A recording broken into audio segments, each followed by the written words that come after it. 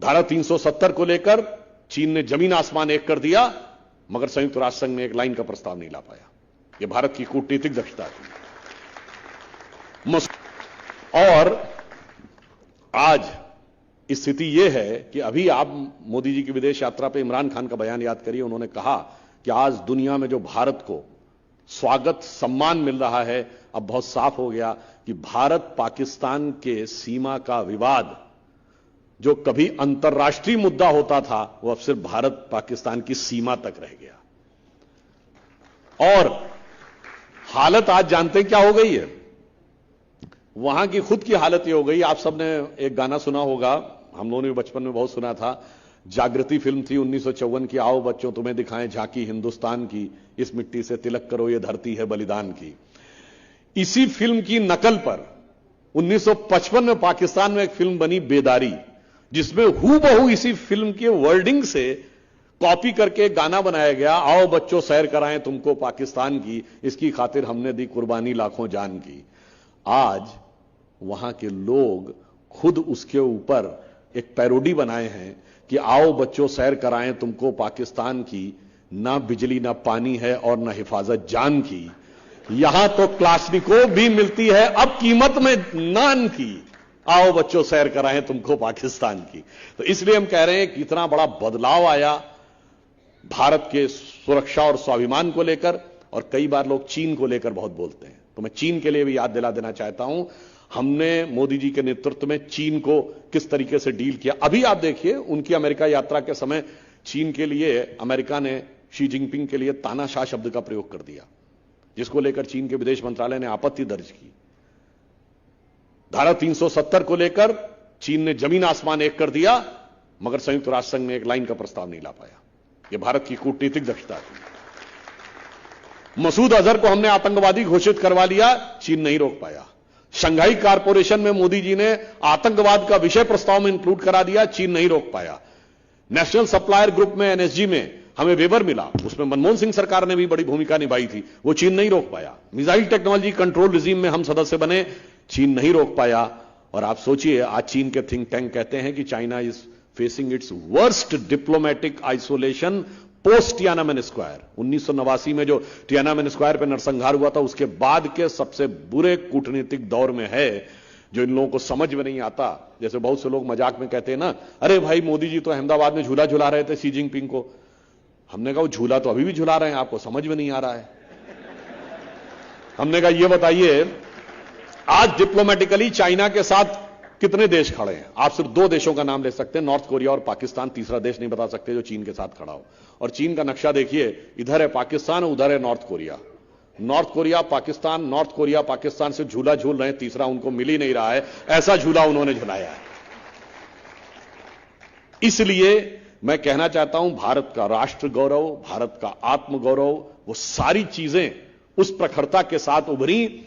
और फिर इतना ही नहीं हुआ, कोई भी वो देश कितनी भी सुरक्षा। और फिर आप सोचिए, गलवान में हमारी चीन के साथ झड़प हुई, जिसमें हमारे 20 सैनिक बलिदान हो गए, हाथापाई में, बगैर गोली चले।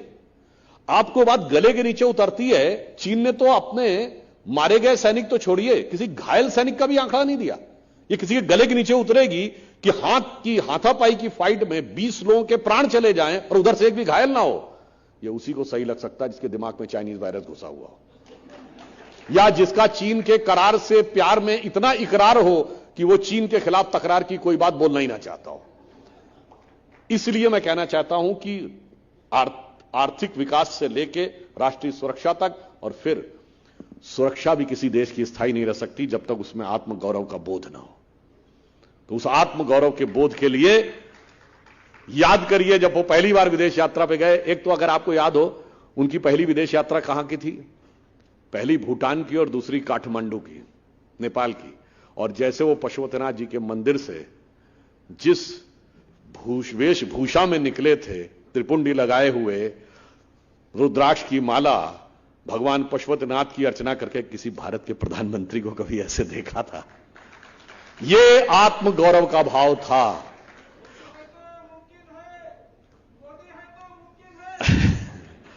बिल्कुल निश्चित रूप से मुमकिन है, और आगे भी बहुत मुमकिन होता जा रहा है। और इसके बाद याद करिए, जब वो पहली बार गए 2014 में, तो अमेरिकी राष्ट्रपति को गीता भेंट की। तभी लोग गीता का विरोध किए थे, आज गीता प्रेस का विरोध कर रहे हैं। तो ये एक अलग बदलाव का प्रतीक था। और याद करिए, जानते हैं, जैसे अभी कहा गया मोदी है तो मुमकिन है, और मुमकिन जानते हैं क्या क्या हुआ। जब श्री राम जन्मभूमि आंदोलन चल रहा था, तो हम लोग भी उस जमाने में कॉलेज में आई गए थे, सब हम लोगों को बहुत अच्छी तरह एक एक घटना याद है। तो कहा जाता था, अरे अगर राम मंदिर बनने लगा तो मिडिल ईस्ट के देश भारत को पेट्रोल देना बंद कर देंगे। यही कहा जाता था ना कि अरब देश पेट्रोल नहीं देंगे। आज श्री राम जन्मभूमि का मंदिर भी बन रहा है और अबू धाबी में भी मंदिर बन रहा है। और मिडिल ईस्ट के 4 देशों ने अपना highest civilian award Modi ji को दिया है, जिसमें सऊदी अरब भी है, यूनाइटेड अरब अमीरात भी है, पैलेस्टीन भी है, बहरीन भी है। यह होता है कि यदि आप ईमानदारी से और दृढ़ता के साथ चलें तो मोदी है तो क्या क्या मुमकिन है, यह आपको समझ में आना चाहिए। यह बदलाव आया है। और जब आत्मगौरव की बात आई तो आप देखिए, चाहे काशी विश्वनाथ का कॉरिडोर, चाहे महाकाल का कॉरिडोर, चाहे केदारनाथ, चाहे श्री राम जन्मभूमि, ये सारी की सारी चीजें, ये बदलाव और भारत के इतिहास में जो मुगलों का इतिहास था वह वास्तविकता में अब जाके इतिहास का पात्र बना है, वरना वो हमेशा वर्तमान में ही रहता था। और यह भी आप बात समझिए कि स्वतंत्र भारत के इतिहास में बहुत सी ऐसी चीजें थीं जिसे झुठलाने का प्रयास किया जाता था। तो उन्होंने, चाहे विभाजन विभीषिका दिवस 14 अगस्त को मनाना हो, या गुरु गोविंद सिंह जी के साहबजादों के बलिदान का वीर बाल दिवस मनाना हो, या 26 नवंबर को डॉक्टर अंबेडकर ने जिस दिन संविधान फाइनल किया था उस दिन संविधान दिवस मनाना हो, ये सारी की सारी चीजें, और चाहे 23 जनवरी को नेताजी सुभाष चंद्र बोस के जन्मदिन पर शौर्य दिवस मनाना हो, ये सारी चीजें जो भारत के आत्म गौरव को साथ में रखने वाली थी, उन सारी चीजों को ईमानदारी और प्रबलता के साथ आगे रखने का काम किया, तो भारत तब उभर सकता था। मगर आज चुनौती उसमें से भी मिल रही है। कहां से चुनौती? जैसे मैंने वहां बात कही थी कि पटना में ये घटनाएं चल रही हैं, 23 जून को चली, ये घटना याद दिलाती है कि ये 25 जून के कितने नजदीक थी। ये 25 जून जिस दिन आपातकाल लगाया गया था इस देश में, वही शक्तियां जिन्होंने आपातकाल लगाया था, वही आज भारत के विकास, भारत के जन कल्याण और भारत के गौरव की जो यात्रा मोदी जी के नेतृत्व में चल रही है, उसको अवरुद्ध करने के लिए लगे हुए हैं। और आज, जैसा कि अभी भागवत कराड़ जी ने कहा, आज याद रखने की बहुत जरूरत है।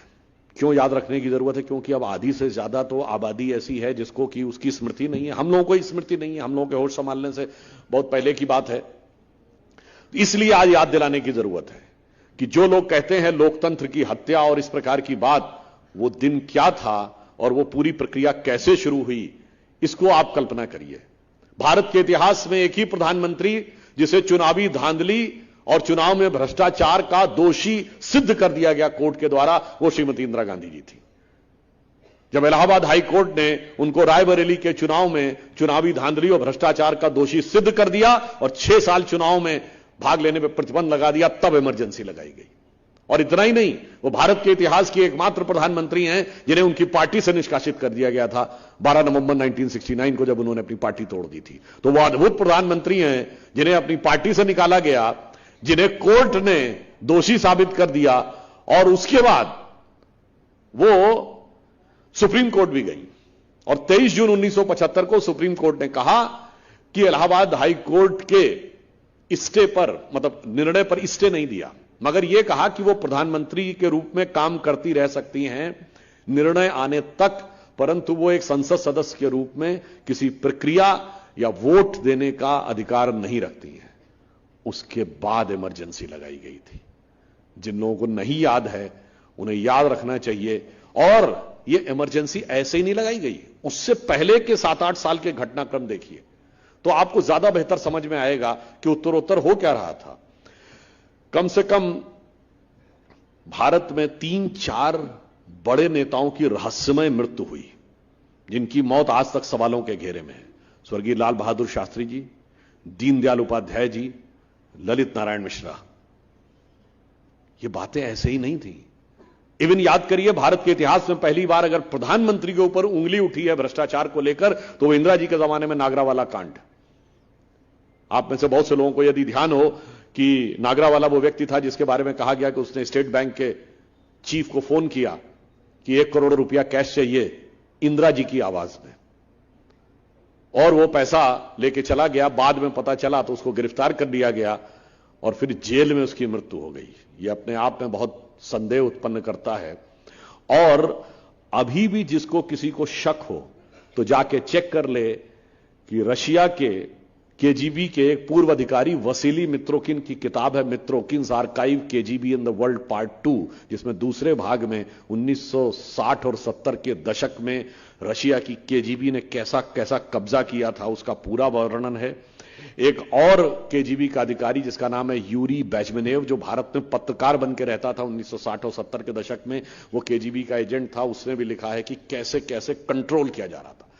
अब आप देखिए, ये कंट्रोल ऐसे नहीं था।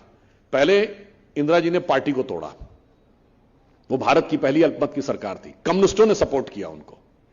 कम्युनिस्टों ने 69 में उनकी सरकार को सपोर्ट किया और ऐसा माना जाता है कि वो रूस के इशारे पर किया था। और उस सपोर्ट के बदले में कम्युनिस्टों ने लिया क्या? प्रिवी पर्स खत्म किया गया, उसके बाद बैंकों का नेशनलाइजेशन किया गया, फिर पीएसयूज का नेशनलाइजेशन। इसका अर्थ कि पहले समाज में कोई भी ऐसा वर्ग जो राज्य रजवाड़ों को मिलता था प्रिवी पर्स, वो समाप्त कर दो, प्रभाव ना रहे। फिर बैंक यानी सारा अर्थतंत्र अपने नियंत्रण में कर लो, फिर पीएसयूज बना के सारी इंडस्ट्री अपने नियंत्रण में कर लो। और उसके बाद बाबा साहब अंबेडकर ने संविधान की उद्देशिका यानी प्रीएम्बल ऑफ द कॉन्स्टिट्यूशन, जिसे संविधान की आत्मा कहा था कि इसे कभी नहीं बदला जा सकता, उस आत्मा को बदलकर उसमें सेकुलर ही नहीं सोशलिस्ट शब्द भी जोड़ दिया गया। यानी हमने तो अपनी वल्दियत बदल दी, हमने अपना मूल स्वरूप बदल दिया, हमने संविधान की आत्मा बदल दी। और इसके बाद अथॉरिटेरियन रूल किस प्रकार से आगे बढ़ता चला गया, इसको आप एक और बात भी समझिए। आज के समय में इसकी उल्लेख क्यों जरूरी है? इंदिरा जी ने सबसे पहले जो प्रचंड बहुमत पाया था गरीबी हटाओ के नारे पे। आज जो बहुत से लोग ये कहने के प्रयास करते हैं हम ये फ्री देंगे वो फ्री देंगे, गरीबों को सही मायने में सशक्तिकरण न करके, उनकी वास्तविक शक्ति न देकर, केवल नारे और जुमलों के आधार के ऊपर जो लोग सत्ता में आने का प्रयास करते हैं, वो कभी कभी उसी शक्ति का उपयोग या दुरुपयोग उस ढंग से करते हैं जो इंदिरा जी ने किया था। और फिर वो सिमिलरिटी क्या थी वो भी मैं बताना चाहता हूं। 1973 में भारत के 3 मुख्य न्यायाधीशों को, 3 सर्वोच्च न्यायालय के न्यायाधीशों को सुपरसीड करके जस्टिस एएन रे को चीफ जस्टिस बनाया गया।